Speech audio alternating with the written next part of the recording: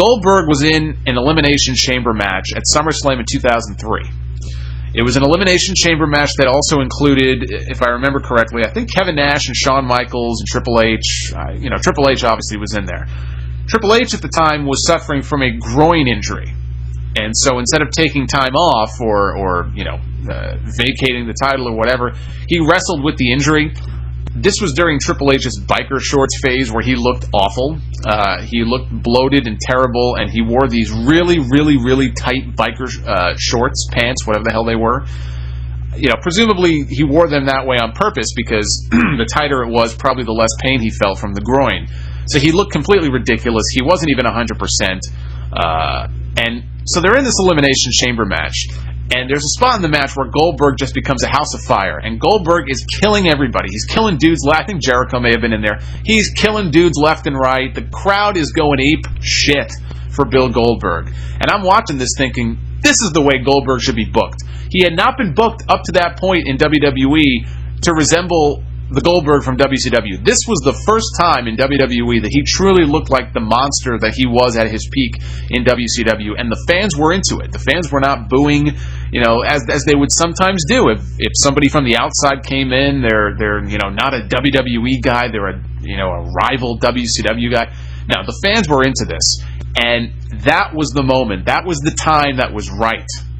You talk about striking while the iron's hot. That night, Goldberg should have become the World Heavyweight Champion. It should have come down to him and Triple H in that chamber, and he should have won the championship. And instead, they did this fuck finish. Triple H, of course, was part of Evolution at the time, and so I think Flair maybe somehow fed the sledgehammer to him inside the chamber, which I guess is easy enough to do. You stick the sledgehammer through the chain link fence. And Goldberg, I think, went for a spear, and as he went for a spear, Triple H hit him in the head with the sledgehammer and got the pin. I think that was the finish.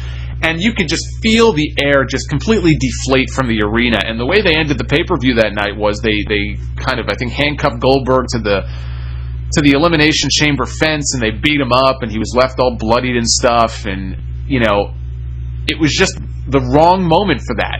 He should have won the championship that night, and instead they waited another month. And they waited so they could have a Goldberg Triple H singles match at the I think it was Unforgiven was the name of that pay-per-view at the time. And Goldberg won the championship, but it wasn't the same. The fans weren't as into it, and they made another very cardinal mistake with Goldberg with that match, which is that Goldberg should not have been booked to be in matches that were terribly long. I understand that Goldberg can't just have 3-minute matches every week, but they booked this long, tedious, normal, average wrestling match.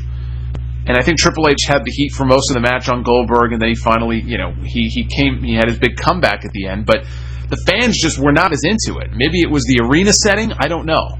But the balloon was off the rose at that point, even the night he won the championship, because they fucked up and they should have had him win it a month earlier. And that just goes to show you that sometimes you have to strike while the iron's hot.